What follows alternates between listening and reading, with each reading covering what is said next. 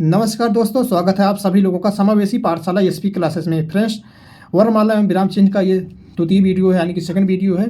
तो first video आप मेरे यूट्यूब चैनल समावेशी पाठशाला एसपी क्लासेस में जरूर देख लीजिएगा अच्छी तरह से। तो चलिए फ्रेंड्स, ज़्यादा देरी ना करते हुए मैं आप सभी लोगों को पहले स्वर पढ़ाऊंगा, फिर व्यंजन पढ़ाऊंगा, ठीक है ना। तो चैनल पर नए हैं, चैनल को लाइक कीजिए और सब्सक्राइब कीजिए, अपने दोस्तों में शेयर कीजिए। तो चलिए शुरू करते हैं। देखिए, स्वरों का वर्गीकरण व उच्चारण स्थान। पहले स्वर के बारे में अच्छी तरह समझेंगे और जान लीजिएगा, ये आप सभी लोग ना एग्जाम के लिए बहुत ही हेल्पफुल होगा। ये अच्छी तरह से आप जो स्वर और व्यंजन, ये दोनों टॉपिक अच्छी तरह आप ना याद कर लिए ना, तैयार कर लिए, तो समझ जाइए आप वर्णमाला 100% आपका तैयार हो जाएगा। और आप चाहे आर एग्जाम दें, फिर या सीटेट दें। आर तो ये सिलेबस नहीं, फिलहाल सीटेट है, रीट मेंस होगा आपका, और आपका केबीएस में आएगा, ठीक ना। दलई में आपका जो एग्ज़ाम होगा तो उसमें बहुत इंपॉर्टेंट यहाँ इस क्वेश्चन बहुत सारे बनते हैं और यहाँ से पूछे भी जाते हैं क्वेश्चन। कंठ, तालव्य, मूर्धना, ओष्ठ, ये सब जो है ना बहुत इंपॉर्टेंट टॉपिक होता है। तो चलिए टॉपिक को हम शुरू करते हैं। इससे पहले आप ध्यान दीजिएगा, देखिए क्या लिखा हुआ है कि स्वरों का वर्गीकरण, स्वरों का वर्गीकरण व उच्चारण स्थान हम पढ़ेंगे, ठीक है ना। तो देखिए एकदम अच्छी तरह से आप लोगों को समझाऊंगा, ध्यान दीजिएगा। देखिए पहले ऊपर लिखा, देखिए लिखा है वर्ण नाम, यहाँ है वर्ण नाम, यहाँ है उच्चारण स्थान, और ह्रस्व स्वर, दीर्घ स्वर, निरनुनासिक या मौखिक स्वर, ठीक ना। यहाँ पे अनुनासिक स्वर, जैसा कि पहली वीडियो में, फर्स्ट वीडियो में है, आप सभी को बता चुका हूँ कि अनुनासिक क्या होता है, निरनुनासिक क्या होता है, दीर्घ स्वर और ह्रस्व स्वर। तो ये सब आप फर्स्ट वीडियो में अच्छी तरह देख लीजिएगा, उसमें समझाया हूँ, आप समझ लीजिएगा। तो चलिए ज़्यादा समय ना लूँगा, आप चलिए शुरू करते हैं। देखिए पहला आपका लिखा है कंठ। कंठ क्या होता है, देखिए जो कंठ से शब्द निकाले जाते हैं, जैसे हा हो गया आपका ना। और स्वर की बात करेंगे तो आ, बड़ा आ ना, ये सब जो होते हैं आपके कंठ से निकलते हैं। जैसे अभी स्वर की बात कर रहा हूँ, ठीक है ना, अभी व्यंजन की नहीं, व्यंजन की जब पढ़ाऊंगा तो व्यंजन पे आप लोग चाहिएगा, सोचिएगा। देखिए पहले कंठ पे पढ़िए। कंठ में जो होता है ना, इसका उच्चारण स्थान जो होता है, स्वरों के माध्यम से देखेंगे तो आ जो ह्रस्व स्वर और दीर्घ स्वर जो आपका है बड़ा आ बनेगा, ठीक है ना। वहीं पे निरानासिक की बात करेंगे तो वहाँ पे आ और बड़ा बनेगा, ठीक है ना। वहीं पे अनुनासिक स्वर की बात करेंगे, आ और बड़ा आ ऐसे पढ़ेंगे, ऊपर 4 बिंदी रहेगा, ठीक है ना। वहीं पे तालव्य की बात करेंगे, कंठ मतलब काका गागा गा, अभी मैं आप सभी लोगों को व्यंजन पढ़ाऊंगा। तालु की बात करेंगे, जो तालव्य होता है, ये कहता है कि मुख के भीतर की छत का पिछला भाग, याद रखना ये जो लिखा है ना, मुख के भीतर की छत का जो पिछला भाग होता है वो उससे हम तालव्य समझ सकते हैं, ठीक है। वो तालव्य होता है। इसका जो है ना ह्रस्व स्वर, जो इसमें ई बनेगा, ई छोटी ई जो ह्रस्व स्वर, बड़ी ई जो होता है दीर्घ स्वर होगा। वहीं पे ई निरनुनासिक और बड़ी जो होता है इसमें आपका बनेगा बड़ी या ई बढ़ेंगे ई। चलिए मूर्धा की बात करेंगे, मूर्धन की बात करेंगे। मूर्धा जो है, देखिए मुंह के भीतर की छत का अगला भाग जो है ना वो आपका बन जाएगा मूर्धा। जैसे कंठ प्लस तालु मतलब कंठ तालव्य, कंठ प्लस तालु मिलके क्या बनता है, कंठ तालव्य बनता है। वहीं पे ओष्ठ प्लस कंठ मिलाएंगे तो कंठोष्ठ हो जाएगा ना, इसको याद रखना आप। तो इसका देखिए इसमें बनेगा आपका ह्रस्व स्वर में आपका बनेगा री, री याद रखना, ठीक है ना, री बनेगा। इस सब में री बनेगा, ठीक है ना। कंठ प्लस तालु में भी री बनेगा, जो डैश डैश लगा हुआ है।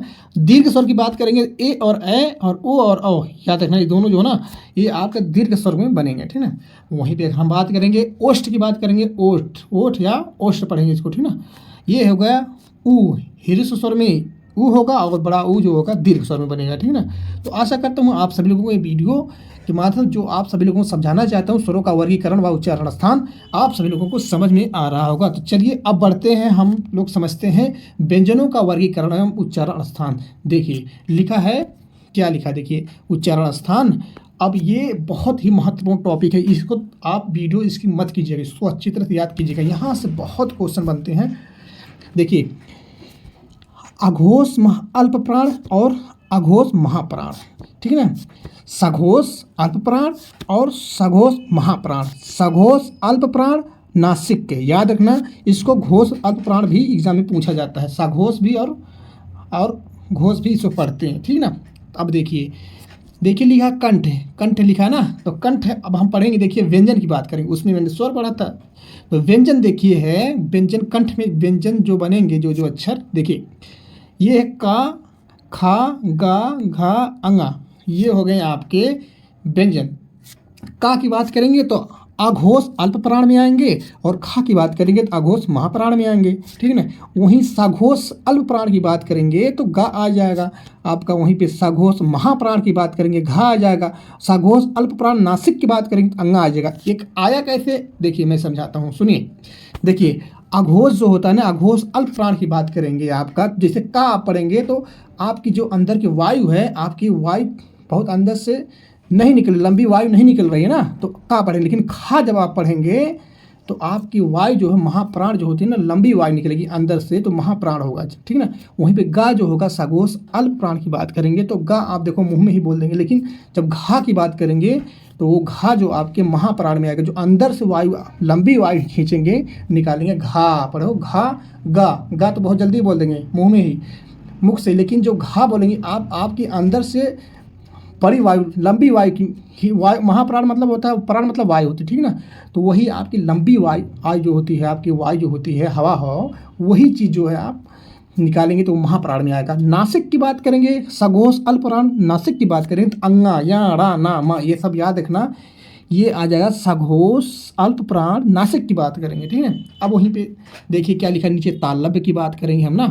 तालव्य का मतलब होता है तालु, ठीक है ना, जो मुख के भीतर की छत का पिछला भाग होता है, ठीक है ना। मुख के भीतर की छत का पिछला भाग, मुख के, आपके मुख के भीतर जो छत के ऊपर वाला छत जो तारू होता है उसके पिछला भाग होता है। जैसे चा, आपकी जीभ पीछे जाएगी, पिछले भाग में आपका जो तार छत है उसके पिछले भाग में चा, देखिए चा आपकी जीभ पिछले भाग में जा रही होगी करके, देखिए वो अल्प प्राण में आएगा। लेकिन छा बात करेंगे तो देखिए वायु ज़्यादा आपकी खिंचा, वायु ज़्यादा लेगा ये बोलने में, छा तो महाप्राण में आएगा। वहीं जा नुक्ता में जा आ जाएगा, जा देखिए झा जो है ना आपका सघोष महाप्राण बनेगा, ठीक है, वायु लंबी वायु ले रहा है। वहीं पे या आपका नासिक में बन जाएगा। समझ में आ रहा होगा, ठीक है। आशा करता हूँ समझेंगे अच्छी तरह से, और इसको आप वीडियो अगर अच्छी लगे लाइक तो जरूर कीजिएगा। मूर्धा की बात करेंगे, देखिए फ्रेंड्स मूर्धा की बात, देखिए मूर्धा होता है मुंह के भीतर की छत का अगला भाग, ठीक ना। मुंह के भीतर की छत जो आपका ऊपर है मुंह का, वो अगला भाग हो। जैसे टा, आपकी जीभ क्या है, देखिए टा, आपकी जीभ ऊपर छत के ऊपर के अगले भाग में लड़ रही है, ठीक ना, टच कर रही है। तो देखिए टा ठा डा ढा ड़ा, तो ये सब टच कर रही है। दंत की बात करेंगे, ऊपरी दांतों के निकट से बात करेंगे, जैसे ता था दा ध न, ठीक ना, याद रखना।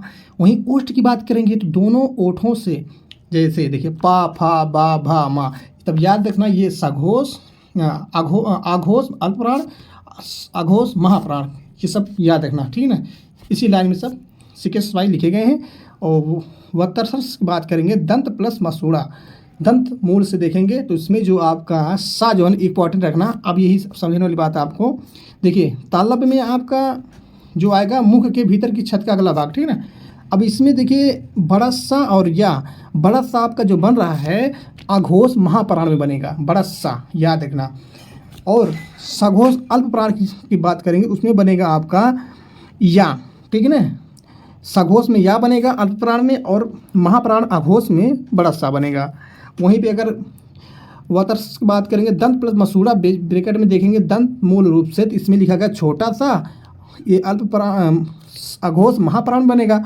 वहीं पे देखेंगे रा और ला जो है सघोष अल्प प्राण में बनेगा, ठीक है ना। याद रखना इस चीज़ को अच्छी तरह से। इंपॉर्टेंट बड़ा सा होता है, और या रा और हा खट्टी सा ऐसा पूछ लेता है कि ये अघोष अल्प प्राण में आते हैं कि सघोष महाप्राण में आते हैं। और देखिए दंतोष्ठ की बात करें, ऊपर के दांत प्लस निचला ओठ, याद रखें, देखिए सिर्फ वाह बनेगा। देखिए वाह जब आप बोलेंगे तो ऊपर के दांत प्लस निचला ओठ बनेगा, आपका टच करेगा वाह, देखिए वाह बोल के देखिए, तो सघोष अल्प प्राण में आएगा, ठीक है ना। रा आपको बताए थे, रा लुंठित होता है, ला पार्श्विक होता है, ठीक है ना। चलिए अब आपका मूर्धन जो हो गया, मूर्धन ये हो गया आपके भीतर की छत का अगला भाग, तो अगला भाग मूर्धन हो गया। देखिए खट्टी सा बोल के देखिए, खट्टी सा जब आप बोलेंगे तो आपके भीतर की छत का अगला भाग जो मुंह के भीतर के छत की अगला भाग जो को खट्टी सा बनाएगा, ठीक है। वहीं पे आप स्वर तंत्री की बात करेंगे तो स्वर तंत्र कंठ के भीतर स्थित है, ठीक है ना। ये जो आपका बनेगा सघोष, सिर्फ ये बनेगा सघोष महाप्राण में बनेगा, याद रखना सघोष महाप्राण में ये बनेगा हा, ठीक है ना। वहीं पे उत्क्षिप्त की बात करेंगे तो जिनके उच्चारण में जीभ ऊपर उठकर झटके के साथ नीचे को आए, उससे क्या बोलते हैं उत्क्षिप्त। जैसे इससे रा और ढा तुरंत जैसे रा और ढा बोलेंगे ना तो तुरंत आपकी जीभ जो हो ऊपर से उठकर झटके से नीचे की ओर आएगी, ठीक है ना। तो समझ में आ गया होगा। देखिए आगत गृहीत ध्वनियाँ आप पढ़ेंगे, क्या है देखिए आगत गृहीत ध्वनियाँ, वो क्या है देखिए का स्पर्शी है, खा जो है गा जा फा उसमें वो संघर्षी बनेगा, ठीक है ना। ये जो नीचे बूंदी लगी है ये नुक्ता बूंदी कहते हैं इसे, ठीक है ना। तो अनुस्वार देखिए ऊपर बूंदी है, विसर्ग ये वाला निशान। तो आप समझ में आ गया होगा। इस चार्ट जो है ना, इस चार्ट के माध्यम से आप सभी लोगों को मैं समझा दिया हूँ कि देखिए कंठ है, तालव्य, मूर्धा, दंत, ओठ, ठीक है ना, तालव्य, ये जो चीज़ है इसको, इस शब्दों को याद रखना, ठीक है ना। तो क्वेश्चन के माध्यम से जब हम आप सभी को समझाएंगे तब आप सभी लोगों को समझ में आएगा। अभी नहीं समझ में आ रहा तो कोई देखें, जब हम क्वेश्चन लेकर के आएंगे उस क्वेश्चन आप सभी लोगों को बताएंगे, ठीक है ना।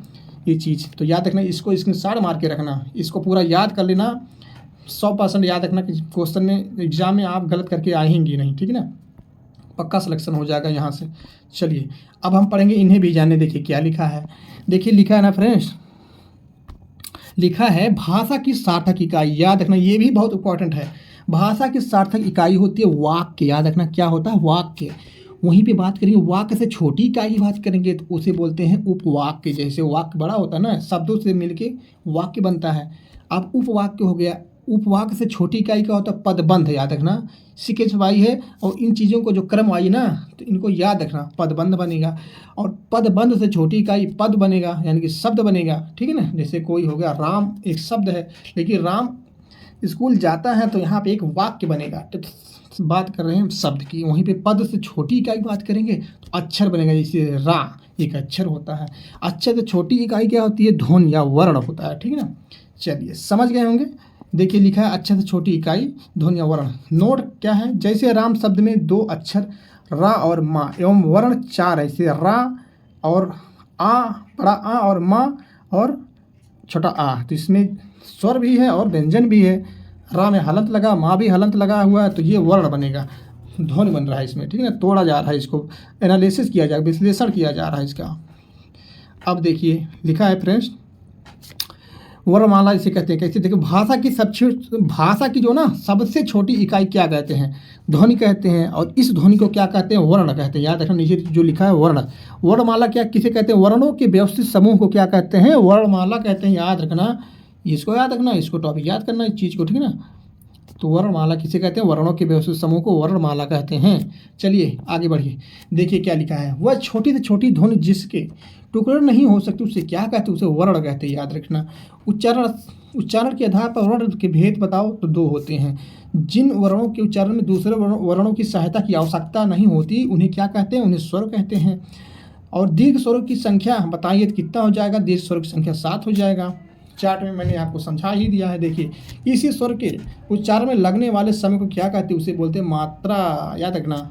टा वर्ग से संबंधित व्यंजन बताएं तो ड़ा हो जाएगा, चार्ट में देख लीजिएगा, तोड़ा हो जाएगा ड़ा, ठीक है ना। आगे बढ़िए।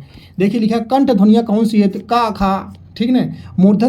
मूर्धन्य व्यंजन कौन से है, तो डा और ढा होगा, ठीक है ना, डा और ढा। अल्प प्राण को वर्ण कौन से है, तो का और गा हो जाएगा। अल्प प्राण कौन कौन से हैं, का और गा हो जाएगा। नासिक के व्यंजन कौन से हैं, तो अंगा या अड़ा ना मा, जो नाक से ज़्यादा निकल रहे हैं। अच्छा देखिए ध्वनि नाक से ज़्यादा निकल रही है ना, तो ए और अ वर्ण क्या कहलाते हैं, कंठ तालव्य, ठीक है ना। आयोग वाह वर्ण कौन से हैं, तो अंग और अह। किस शब्द में द्वितीय व्यंजन है, दिल्ली। देखिए आधा ला और ला पे बड़ी मात्रा बना है ना, द्वितीय व्यंजन उसे कहते हैं। बड़ा सा, खट्टी सा, छोटा सा हाई क्या है, उस संघर्षी है, उसमें संघर्षी है, ठीक है ना। व्यंजन कौन सा घोष वर्ण है, माँ हो जाएगा। पा फा बा भा माँ, देखिए घोष बन रहा है ना, घोष या सघोष से पढ़ेंगे। हिंदी में वर्णों की संख्या, हिंदी में मूलतः वर्णों की संख्या टोटल कितनी है, 52। याद देखना 52 है। फ्रेंड्स वीडियो अच्छी लग रही है तो लाइक कीजिए और सब्सक्राइब जरूर कीजिए चैनल को। और इससे अच्छी वीडियो हम लेते आते रहेंगे आप सब लोग सामने। आप लोग बस बने रहिए, नए चैनल को सपोर्ट कीजिए। देखिए छा क्या लिखा हुआ है, छा ध्वनि सबसे अंतर्गत आती है, क्या है, संयुक्त वर्ण के अंतर्गत आती है। देखिए अघोष वर्ण कौन सा है, तो अघोष वर्ण जो है ना छोटा सा होगा, जो महाप्राण बनेगा, ठीक है ना। याद रखना इस चीज़ को। अगला संयुक्त व्यंजनों का स्वतंत्र प्रयोग क्या बताइए, संयुक्त व्यंजनों का स्वतंत्र प्रयोग क्या है। देखिए भाई संयुक्त व्यंजन क्या है, देखिए संयुक्त व्यंजन शब्द का अर्थ क्या होता है, जहाँ 2 या 2 से अधिक व्यंजनों का संयोग रहा हो उसे बोलते हैं संयुक्त व्यंजन। जैसे छा से कट खा प्लस कट्टी सा से मिलके क्या बोलते हैं छा बनेगा। वहीं त्र की बात करें ता प्लस रा त्रा बनेगा। वहीं ज्ञा की बात करें ज्ञा प्लस रा बनेगा। यहाँ भी ऐड किया गया है, ठीक है ना। जा प्लस रा ज्ञा बनेगा, जा प्लस या से ज्ञा बनेगा, ठीक है ना। बड़ा सा से बड़ा सरा से बड़ा सा प्लस रा मिला के सरा बनेगा। त्रा में ता प्लस रा से त्रा बनेगा। का प्लस खट्टी सा से छा बनेगा, ठीक है ना। जा प्लस या से ज्ञा बनेगा। देखिए संयुक्त व्यंजनों को व्यंजन गुच्छ भी कहते हैं, ठीक। इनकी पहचान यही है कि एक से अधिक व्यंजन एक साथ आकर गुथ जाते हैं तथा इन व्यंजनों के माध्यम से स्वर नहीं आता है, ठीक है ना। सप्ताह में से पा हलंत में प्लसता सप्ताह, ठीक है ना। तो ये सब आप सब लोग समझ लीजिए। देखिए व्यंजन द्वितीय, देखिए व्यंजन में द्वितीय जब समान व्यंजन संयुक्त होते हैं तब से व्यंजन द्वित्व कहे जाते हैं। जैसे पक्का, बच्चा, न अड्डा, 70, 80, 90, इक्का आदि क्या है, तो ये सब जो व्यंजन द्वित्व में आते हैं। विशेष तथ्य हिंदी में 2 महाप्राण व्यंजन कभी द्वित्व होकर नहीं आते हैं। पहला व्यंजन हमेशा अल्पप्राण ही होगा, जैसे अच्छा, बुद्धू, मट्ठा, पत्थर, मक्खी आदि, याद रखना। तो देखिए अब फ्रेंड बताने वाला हूँ आप सभी लोगों को विराम चिन्हों के भेद। मैं बताऊंगा आप सभी लोगों को विराम चिन्ह क्या होता है, अच्छी तरह ध्यान दीजिएगा, ठीक ना। आपका ध्यान किधर है, इस पर ध्यान होना चाहिए, ठीक है ना। पढ़िए, देखिए समझा रहा हूँ, समझिए, समय को अच्छे जहाँ लगाइए, ठीक है ना, तो आप कामयाब हो जाएंगे। और ध्यान दीजिए विराम चिन्हों के प्रयोग से, ठीक है ना। वक्त लगता है वक्त को बदलने में, ठीक है ना, और समय दीजिए। जिस चीज़ को आप समय देंगे वो चीज़ आपका हो जाएगा। तो ये चीज़ ध्यान देना। विराम चिन्ह भी बहुत इंपॉर्टेंट टॉपिक है, याद रखना। ये भी यहाँ से क्वेश्चन बहुत पूछे जाते हैं। तो श्री कामता प्रसाद गुरु ने विराम चिन्ह कितने बताए थे, 20 बताए हैं। कौन कौन से देखिए। अल्प विराम क्या होता है ना फ्रेंड्स, अल्प विराम ऐसे होता है, अल्प विराम होता है, ठीक है ना। अर्ध विराम की बात करेंगे तो ये होता है आपका अर्ध विराम होता है, ठीक है। देखिए अर्ध विराम है। पूर्ण विराम होता है खड़ी पाई। प्रश्न चिन्ह जो होता है ना, प्रश्नवाचक चिन्ह। आश्चर्य चिन्ह जो होता है या एक्सक्लेमेटरी मार्क जो होता है ना, ये होता है। विस्मयादि चिन्ह होता है आपका, इसे कहते हैं विस्मयादि भी चिन्ह हो। जैसे वहाँ पे खुशी हो रहा हो ना, ओ हो, या दुख की बात है, स्वागत की बात हो ना, अरे या ओ आ, ये सब जो होता है ना आश्चर्य चिन्ह की बात होता है ना। निर्देशक चिन्ह जैसे डैश होता है। संयोजक चिन्ह या समासिक चिन्ह। एग्जाम में पूछा है कि बताइए ये निर्देशक चिन्ह को और किस नाम से जाना जाता है, 4 ऑप्शन देगा, तो एक ऑप्शन रहेगा उसमें समासिक चिन्ह लगा के आना, ठीक है ना। कोष्टक की बात करेंगे, देखिए माझला कोष्टक है, बड़ा कोष्टक है और एक कोष्टक है। तो अवतरण चिन्ह की बात करेंगे या उदाहरण चिन्ह, याद रखना ये बहुत इंपॉर्टेंट टॉपिक है। यहाँ भी ये भी पूछा एग्जाम में कि अवतरण चिन्ह क्या होता है, उदाहरण चिन्ह। तो ये देखिए 66, 99, 6 और 9 याद रखना, मेरे दिमाग में इसे बना हुआ ना सिंपल, याद रखना 69 बस। चलिए उप विराम की बात करेंगे तो या अपूर्ण विराम ये बोलते हैं, विसर्ग की तरह होता है ना। तो इससे श्री गुरु विसर्ग के समकक्ष बताकर मान्यता देने की भी बात करते हैं। विवरण चिन्ह की बात करेंगे तो ये देखिए विवरण चिन्ह आप लिखते थे ना हाई स्कूल इंटरव्यू में, तो विवरण का चिन्ह लगाते थे ना, वही चीज़ है। देखिए पुनरुक्ति सूचक चिन्ह जो होता है ना, ये देखिए 99 की तरह बना हुआ ना, तो 99 की तरह होता है। वहीं लाघव चिन्ह की बात करेंगे ना फ्रेंड, देखिए लाघव चिन्ह हो गया आपका। लोभ चिन्ह हो गया आपका, देखिए लोभ चिन्ह क्या है, देखिए आपका लोभ चिन्ह हो गया ये, ठीक है ना। पाद चिन्ह ये हो गया आपका, पाद चिन्ह हो गया। दीर्घ उच्चारण चिन्ह क्या है, देखिए ये दीर्घ उच्चारण चिन्ह होता है ना, दोहा चपाई में लगाया जाता है। देखिए पाद बिंदु क्या होता है, देखिए ये से पाद बिंदु आपका हो गया। हंस बिंदु क्या हो गया, देखिए जहाँ हंस बिंदु लगा दिया गया, जब कहीं से कोई छूट जाता है अक्षर आपका वाक्य में कोई शब्द, तो आप हंस पद लगा देंगे, ठीक है ना। चलिए टीका सूचक जो होता है देखिए यहाँ पे है। तुल्यता सूचक ये हो गया आपका। समाप्ति सूचक आपका यहाँ हो गया है। तो फ्रेंड्स बताइए आप इस वीडियो से कुछ समझे या कुछ मिला, तो आपको अगर अच्छा लगा होगा इस वीडियो से कुछ न कुछ ज़रूर कंटेंट मिला होगा, तो आप इस वीडियो को ना कुछ दोस्तों में शेयर कीजिए और लाइक कीजिए और सब्सक्राइब जरूर कीजिएगा। अपने दोस्तों में बस खाली 3 लोगों के पास आप शेयर कर दीजिए, आप सभी लोग 3 लोगों के पास ये वीडियो अच्छी तरह से चलने लग जाएगी। फ्रेंड्स नया चैनल, इसको आप जरूर सपोर्ट कीजिए और मैं आप सभी लोगों को ना अच्छी से अच्छी वीडियो, अच्छे सा कंटेंट लेके आऊँगा जरूर, ठीक है ना। तो ध्यान दीजिएगा। तो मिलते हैं अगले वीडियो में एक प्रैक्टिस सेट के साथ में, ठीक है ना। अब आपके सामने एग्जाम लगा हुआ PGT TGT, ठीक है ना। ऊपर से आप देखेंगे तो सीटेट लगने वाला जुलाई में, जून में भी होगा आपका। इधर KBS आने वाली है ना, उधर DSSB जो आपका दिल्ली वाला उसमें भी आ जाएगा आपका। KBS EMARS वाला जो है ना, वहाँ पे भी हिंदी पूछेगा। तो हिंदी बहुत इंपॉर्टेंट होता है, तो आप तैयार कीजिए। जो टॉपिक मैंने पढ़ा है 2 वीडियो में ना, उसको अच्छी तरह से पढ़ लीजिए, पूरा समझ में आ जाएगा, ठीक है ना। तो चलिए मिलते हैं अगले वीडियो में, तब तक के लिए आप सभी लोगों को जय हिंद, वंदे मातरम।